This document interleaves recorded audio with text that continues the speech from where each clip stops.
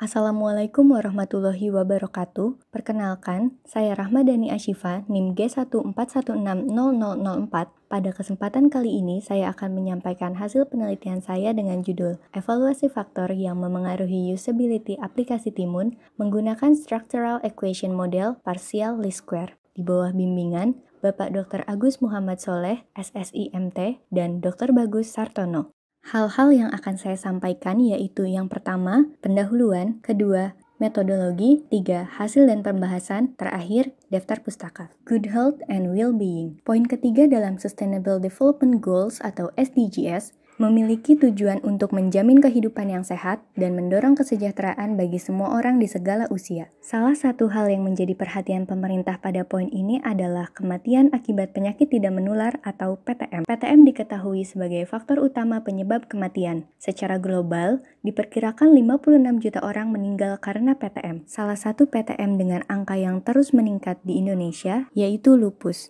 20 tahun ke depan, perkembangan teknologi memungkinkan hadirnya smart health communities atau komunitas kesehatan cerdas dalam kehidupan sehari-hari. Oleh karena itu, penggunaan aplikasi ponsel dalam bidang kesehatan menjadi salah satu upaya peningkatan taraf hidup manusia. Aplikasi Timun hadir sebagai gabungan konsep-konsep teknologi digital, gaya hidup, dan kebiasaan berperilaku untuk menciptakan ekosistem yang baik bagi penyandang autoimun. Aplikasi Timun memiliki fitur yang kompleks dengan berbagai menu isian yang banyak. Maka dari itu, usability aplikasi Timun perlu dikembangkan. Usability merupakan kunci keberhasilan suatu aplikasi agar dapat diterima oleh penggunanya. Menurut ISO 9241.211, usability adalah sejauh mana produk dapat digunakan oleh pengguna untuk memperoleh tujuan tertentu dengan efektivitas, efisiensi, dan kepuasan dalam konteks penggunaannya. Ketiga aspek tersebut merupakan peubah laten yang tidak dapat diukur secara langsung, melainkan harus dimanifestasikan ke dalam beberapa indikator. Untuk mengetahui hubungan antara keempat peubah laten tersebut, maka diperlukan suatu metode analisis statistik yang dapat mengukur hubungan antar peubah laten. Structural Equation Modeling atau SEM bertujuan mengetahui hubungan antara peubah indikator dengan peubah laten serta hubungan antar peubah laten. Namun, data yang diperoleh pada penelitian ini memiliki jumlah amatan yang kecil, sehingga penelitian ini menggunakan Structural Equation Model Partial Least Square atau SEM-PLS. PLS merupakan pendekatan pada metode analisis SEM untuk data yang tidak memiliki asumsi sebaran data dan banyaknya minimal amatan. Tujuan dari penelitian ini ialah 1. Mengidentifikasi model terbaik SEM-PLS yang menggambarkan usability dari aplikasi Timun. 2. Mengkaji pengaruh peubah laten usefulness, satisfaction, dan ease of use terhadap peubah usability pada model. Ketiga, menentukan skor usability dari aplikasi Timun berdasarkan model terbaik. Metodologi.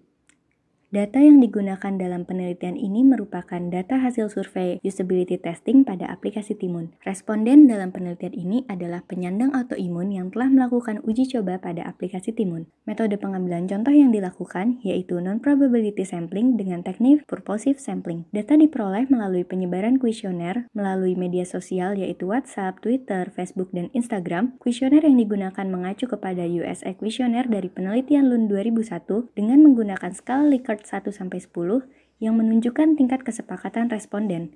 Nilai 1 memberikan pernyataan sangat tidak setuju dan nilai 10 memberikan pernyataan sangat setuju. Peubah yang digunakan pada penelitian ini memiliki 4 peubah laten, yaitu usefulness, satisfaction, ease of use, dan usability dengan masing-masing indikator yang tercantum dalam tabel berikut. Langkah-langkah analisis dalam penelitian ini dilakukan dengan tahapan sebagai berikut. Pertama, analisis deskriptif pada data berupa eksplorasi karakteristik responden berdasarkan kategori usia, jenis kelamin, asal daerah, kategori penyakit autoimun yang dialami, dan kurun waktu mengidap autoimun. Selanjutnya, menyusun diagram jalur yang menjelaskan hubungan antara indikator dengan peubah laten dan hubungan antar peubah laten. Pada penelitian ini dibentuk dua model berdasarkan ISO 9241.211 dan penelitian Lund 2001. Selanjutnya, menyusun model pengukuran dan model struktural berdasarkan diagram jalur. Dilanjutkan dengan evaluasi model yang dilakukan 2 kali. Pertama, Evaluasi model pengukuran dengan melihat kriteria convergent validity, diskriminan validity, dan reliability. Selanjutnya, evaluasi model struktural dengan melihat nilai R-square dan nilai Q-square predictive relevance. Dilanjutkan dengan pengujian hipotesis menggunakan prosedur bootstrap untuk melihat pengaruh antar peubah laten. Selanjutnya, pemilihan model terbaik dengan melihat kriteria nilai goodness of fit, dan yang terakhir, menentukan skor usability aplikasi timun. Hasil dan pembahasan.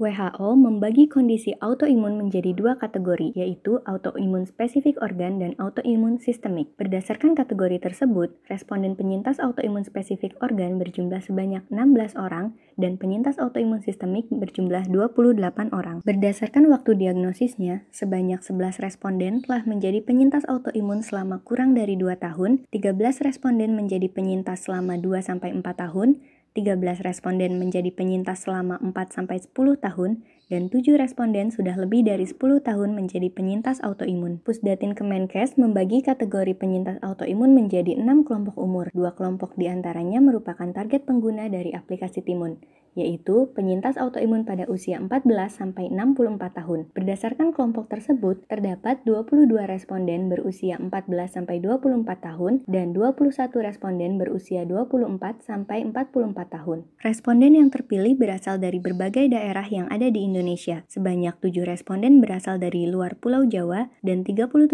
responden berasal dari Pulau Jawa. Keseluruhan responden terdiri atas 5 responden laki-laki dan 39 responden perempuan. Langkah pertama dari analisis MPLS adalah membuat diagram jalur. Gambar berikut merupakan diagram jalur awal sebelum dilakukan evaluasi peubah. Selanjutnya, mengevaluasi peubah berdasarkan kriteria convergent validity. Indikator UU8 dan SA5 memiliki nilai loading faktor kurang dari 0,6, sehingga harus dieliminasi dari model. Kemudian, model disusun dan dikalkulasikan kembali. Setelah nilai loading faktor sudah sesuai, dilanjutkan dengan melihat nilai cross loading faktor untuk mengevaluasi peubah berdasarkan kriteria diskriminan validity. Nilai loading faktor SA2 lebih kecil dari nilai cross loading faktornya dengan peubah usefulness atau UU, sehingga peubah harus dieliminasi. Kemudian, model disusun dan dikalkulasikan kembali. Setelah kedua kriteria terpenuhi, indikator dinyatakan valid. Selanjutnya, melihat reliabilitas indikator berdasarkan nilai composite reliability dan Cronbach alpha. Keempat peubah laten pada model memiliki nilai composite reliability dan Cronbach alpha lebih besar dari 0,7, maka indikator dinyatakan reliable. Dilanjutkan dengan evaluasi pada model struktural. Berdasarkan nilai R-square dan Q-square,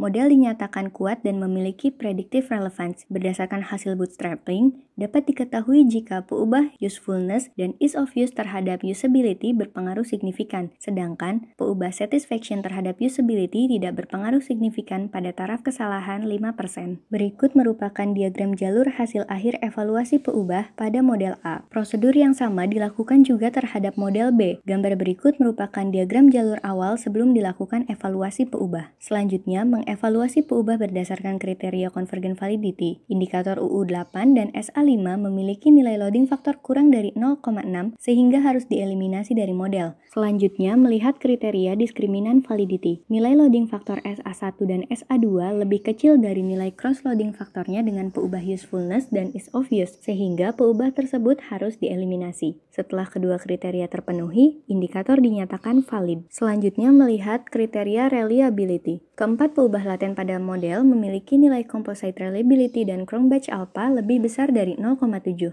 sehingga indikator dinyatakan reliable. Dilanjutkan dengan evaluasi pada model struktural, berdasarkan nilai R-square dan Q-square, model dinyatakan kuat dan memiliki predictive relevance. Berdasarkan hasil bootstrapping, dapat diketahui jika peubah usefulness dan ease of use terhadap usability berpengaruh signifikan. Peubah satisfaction terhadap usefulness dan ease of use juga berpengaruh signifikan. Dapat dikatakan bahwa peubah satisfaction berpengaruh signifikan secara tidak langsung terhadap usability pada taraf kesalahan 5%. Berikut diagram jalur hasil akhir evaluasi peubah pada model B. Penilaian kebaikan model pengukuran dan model struktural secara keseluruhan ditentukan dengan memperhatikan nilai goodness of fit atau GOF. Kriteria suatu model dikatakan memiliki nilai GOF yang tinggi apabila GOF lebih besar dari 0,36. Kedua model yang dibentuk, baik model A maupun model B, memiliki nilai GOF yang tinggi. Namun, nilai GOF yang diperoleh pada model A lebih besar daripada nilai GOF model B. B. Hal ini menunjukkan bahwa model A memiliki kemampuan lebih tinggi dalam menjelaskan data pengamatan, sehingga secara keseluruhan dapat dikatakan bahwa model A lebih memiliki kesesuaian terhadap data. Berikut adalah peubah laten dan indikator pada model A setelah dilakukan analisis SAM-PLS. Skor usability kemudian dihitung berdasarkan model A, hingga diperoleh skor usability aplikasi Timun sebesar 76,54. Selain skor usability, terdapat juga skor untuk masing-masing indikator yang ditampilkan pada grafik radar berikut. Indikator rekomendasi menjadi indikator dengan skor tertinggi dengan nilai 82,50, artinya aplikasi Timun cukup layak untuk direkomendasikan. Sedangkan kesalahan pengguna memiliki skor indikator paling rendah dengan nilai 67,72,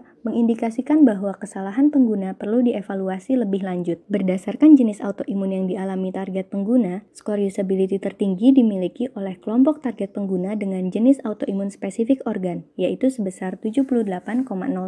Berdasarkan kurun waktu menjadi penyintas, skor usability tertinggi dimiliki oleh kelompok target pengguna yang sudah lebih dari 10 tahun menjadi penyintas autoimun, yaitu sebesar 80,43. Berdasarkan kelompok usia pengguna, skor usability tertinggi dimiliki oleh kelompok usia 14-24 tahun, yaitu sebesar 79,48. Berikut daftar pustaka yang saya gunakan. Demikian presentasi hasil penelitian saya. Atas waktu dan perhatiannya, saya ucapkan terima kasih.